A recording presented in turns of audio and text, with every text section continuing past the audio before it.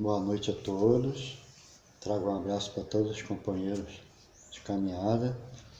Vamos dar continuidade, ao nosso aprendizado, nosso estudo, que a gente não pode parar nunca, a doutrina espírita não tem final de estudo, a gente está sempre aprendendo, sempre se instruindo, sempre se melhorando, porque é realmente complicada a caminhada, a gente precisa superar as nossas ignorâncias, transformar imperfeições em virtudes, e nós vamos dar continuidade a esse estudo, hoje estudando um pouco sobre mediunidade natural. Kardec, lá no Livro dos Médiuns, na questão 159, passa para a gente que todo aquele que sente num grau qualquer a influência dos espíritos é por esse fato médium. Essa faculdade é inerente ao homem, não constitui, portanto, um privilégio exclusivo. Por isso mesmo, raras são as pessoas que dela não possuam alguns rudimentos. Pode, por dizer-se, que todos são mais ou menos médios. Então, Kardec diz, através do Livro dos Médiuns, que todos nós somos médios. Uns sentem mais, outros sentem menos, uns não sentem nada, mas não quer dizer que não sejam, porque o mundo espiritual está aqui do nosso lado, a gente está realmente trabalhando juntos, convivendo, sentindo influências conforme nós vamos conversar. E ele ainda completa dizendo que usualmente, ou seja, nesse momento, costumamos assim qualificar somente aqueles a quem a faculdade mediúnica se mostra bem caracterizada e se traduz por efeitos patentes, o que então depende de uma organização mais ou menos sensitiva. Então, o que nós entendemos como médium seriam esses que trabalham na casa espírita, nas reuniões privativas de mediunidade, onde tem lá a mediunidade de missão, a mediunidade de resgate, a mediunidade ostensiva. Existem diversas formas e tem outras formas de se falar sobre esse tipo de mediunidade, que aí é a psicografia, a psicofonia, a audiência, a vidência e assim vai, que trabalham nesses grupos, nas casas espíritas. Nós vamos conversar hoje sobre a natural, aquela que está em todas as pessoas, mas que não tem como fugir, porque ela faz parte realmente do nosso organismo, conforme ele falou, está em todos os homens, uns mais, outros menos, aí vai depender realmente da evolução moral de cada um, do entendimento, da sensibilidade que possa ter.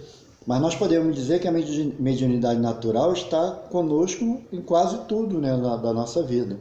Quando a gente vai escrever alguma coisa, fazer um estudo, ou ler um livro, ou fazer uma poesia, ou conversar com alguém, a gente sempre sente uma inspiração, essa inspiração para fazer algo, essa inspiração para ajudar alguém. Isso faz parte realmente dessas influências espirituais que estão a todo momento, seja do nosso anjo de guarda, seja de espíritos protetores, seja também de espíritos que queiram prejudicar, porque a mediunidade natural, ela é natural, então vai depender realmente da evolução moral de cada companheiro, de caminhada na Terra.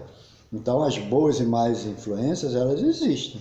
Então a gente está sempre na casa espírita desenvolvendo trabalhos, por exemplo, o passe, não está ligado à área mediúnica, mas existe o amigo espiritual, especialista no passe, que está ali utilizando nossos fluidos, os fluidos da natureza e os fluidos espiritual também, para ajudar aquela pessoa que estamos ali aplicando o passe. Nos estudos, as mesmas coisas. Quando vamos desenvolver um estudo, no estudo em grupo, onde somos orientados, esclarecidos, muitas vezes por outros companheiros, normalmente acontece essas influências de companheiros trabalhadores da casa, no atendimento fraterno, na irradiação. Então, a questão da influência do plano material sobre o espiritual e do espiritual sobre o material é muito forte, na família, no trabalho, seja lá onde for, a gente está sempre passando por isso. Tanto que lá no Livro dos Espíritos, na questão 459, Kardec pergunta: influem os espíritos em nossos pensamentos, em nossos atos, conforme já estudamos bastante essa questão, e os espíritos respondem que muito mais do que imaginais. Então, influem a tal ponto que de ordinário são eles que vos dirigem. Então, na realidade, a questão da influência espiritual em nós é muito forte. Então isso é mediunidade natural, isso é aquela mediunidade onde somos o intermediário de alguma coisa. Estamos sempre sendo intermediários, estamos sempre recebendo uma sugestão para o bem ou uma sugestão para o mal, e cabe a nós realmente utilizarmos da melhor forma possível. Né? Na questão 382 do livro Consolador, né, psicografia de Chico Xavier, editada por Emmanuel, é perguntada a Emmanuel qual a verdadeira definição de mediunidade. E ele fala: a mediunidade é aquela luz que seria derramada sobre toda a carne e prometida pelo Divino Mestre aos tempos do Consolador, atualmente em curso na Terra. Então, vamos lá em Atos dos Apóstolos, né, 2, quando Jesus fala que derramarei sobre toda a carne, e os vossos filhos e as vossas filhas profetizarão, os vossos jovens terão visões e os vossos velhos sonharão. Então, na realidade, é o que? Vai ter reunião mediúnica para tudo quanto é lado? Não. É justamente o que Emmanuel coloca no livro Consolador, em que chegaria o momento em que essa nossa mediunidade natural poderia aflorar, dependendo da nossa evolução, e Jesus sabia que de determinado tempo em diante poderíamos, né, desenvolver essa sensibilidade de perceber um companheiro desencarnado, de perceber uma ajuda que recebemos. Então é natural, né, no momento da Terra, essa transformação espiritual de cada um de nós, apesar da gente não perceber muito, né, porque as coisas do mundo prende a gente na matéria, prende a gente nos compromissos, às vezes ficamos meio insensíveis, mas existem, né? Existem. Tanto que Kardec, o Emmanuel coloca que todos os homens têm o seu grau de mediunidade, nas mais variadas posições evolutivas. E esse atributo do espírito representa ainda a alvorada de novas percepções para o futuro do homem, quando pelo avanço da mentalidade do mundo, ou seja, da evolução intelectual e moral das criaturas, verão alargar-se a janela acanhada dos seus 5 sentidos. Então, a gente conhece, né, no caso, os sentidos 5, a visão, o olfato, o paladar, o tato e a audição. A gente sabe que existe o 6º sentido, por exemplo, coloca nos filmes, coloca nos estudos, de que o 6º sentido seria perceber, né, que existe um mundo paralelo ao nosso, um mundo de desencarnados, um mundo numa outra dimensão, onde existem companheiros que já partiram, existem familiares que já partiram e que muitas vezes estão ao nosso lado. Então, essa percepção que nós não temos, né, totalmente ainda, é a mediunidade natural que vamos desenvolvendo e aprendendo a lidar com isso, sem achar que é algo, é horrível, é ruim, é espírito do mal. A gente acha essas coisas porque nós não temos a evolução, não fizemos o bem, né, durante a nossa caminhada, as diversas caminhadas que já viemos. Mas conforme formos evoluindo e formos adquirindo mais virtudes, a gente vai tendo essa sensibilidade, o bem vai começar, né, a fluir mais dentro de nós. Então nós vamos começar a perceber que existe realmente essa continuidade da vida, mas numa outra dimensão, no plano espiritual. Lá no Evangelho, no capítulo 3, nos itens 9 e 10, ele fala dos mundos evoluídos, né, dos mundos mais adiantados. E ele fala justamente que a reencarnação em mundos mais adiantados, por ser realmente espíritos mais evoluídos, mais apurados, os sentidos são aptos a percepções aqui neste mundo da grosseria da matéria obsta. Então, no nosso mundo, a gente está aprendendo que existe, né, essa comunicação, né, com o mundo espiritual, mas a gente ainda tem medo, a gente não acredita muito, a gente acha que não é verdade, se divide. Nos mundos mais evoluídos, com o entendimento, né, de cada um, a gente já começa a perceber que sim, tem certeza que sim. Tanto que ele fala que nesses mundos mais evoluídos, a morte de modo algum acarreta os horrores da decomposição. Longe de causar pavor, é considerado uma transformação feliz. Por isso que lá não existe a dúvida sobre o porvir. Então, na realidade, aqui ainda tem todo esse sofrimento em relação à morte, né? A separação deixa a gente afastado das pessoas que gostamos. Lá não. Então, se estamos caminhando para uma evolução, igual o Emmanuel fala, é natural que as nossas sensibilidades também comecem a aflorar, a nossa mediunidade natural também comece a aparecer, e através da evolução intelectual e moral, a gente também começa a perceber, né, que isso existe. Tanto que ele fala que nesses mundos, o espírito goza de uma lucidez que o coloca em estado quase permanente de emancipação. Ele consente a livre transmissão do pensamento. Então, nós vamos chegar num estágio em que nós vamos usar essa mediunidade natural de forma 100%. Ou seja, vamos ter certeza de que existe o plano espiritual, de que existem os amigos espirituais.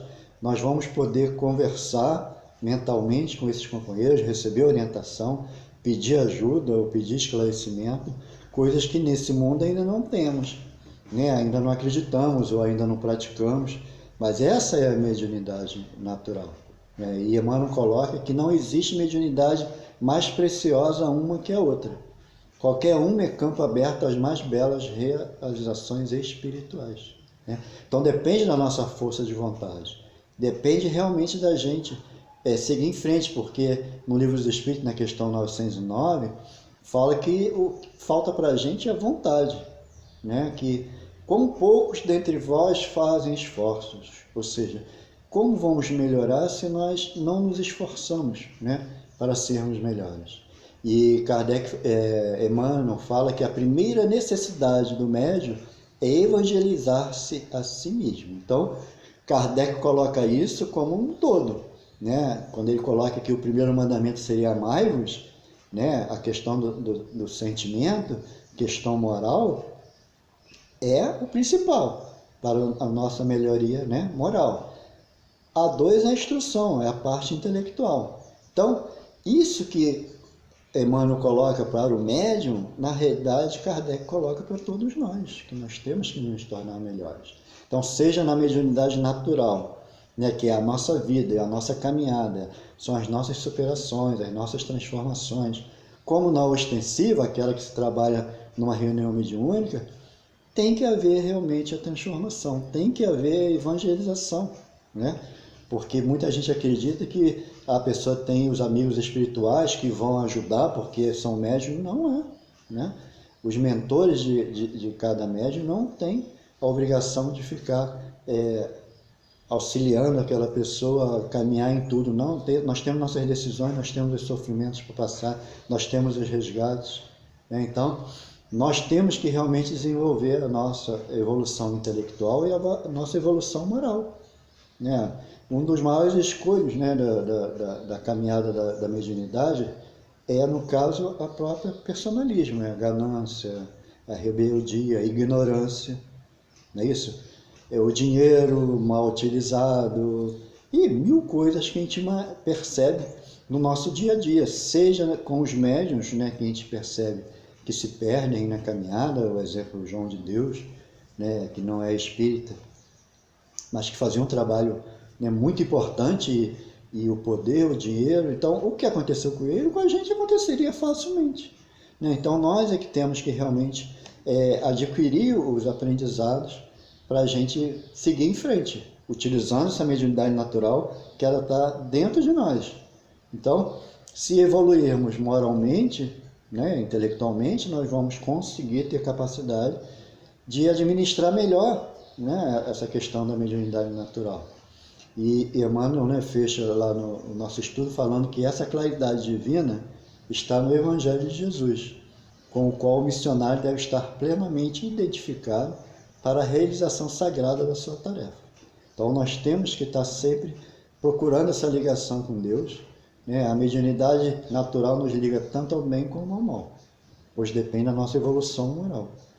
Com a evolução moral, nós conseguiremos separar o bem do mal. Então a decisão é nossa. Nós é que temos que realmente procurar utilizar essa mediunidade natural, pedindo a Deus ajuda, recebendo essa ajuda, e a gente recebe essa ajuda realmente a todos os instantes, tá bom? E esse foi o nosso estudo, que possamos aproveitar o máximo possível da doutrina espírita, porque ela nos ajuda nesse entendimento dessa mediunidade, Quem está na ostensiva, nas casas espíritas também tem que aprender, continuar aprendendo, mas o principal é a nossa transformação individual, a nossa melhoria íntima realmente, para que sejamos melhores em todos os momentos. Aí, tanto a natural como a ostensiva também receberão a ajuda, né, dessa evolução moral. Tá bom? Fique com Deus, até a próxima. Boa noite para todos.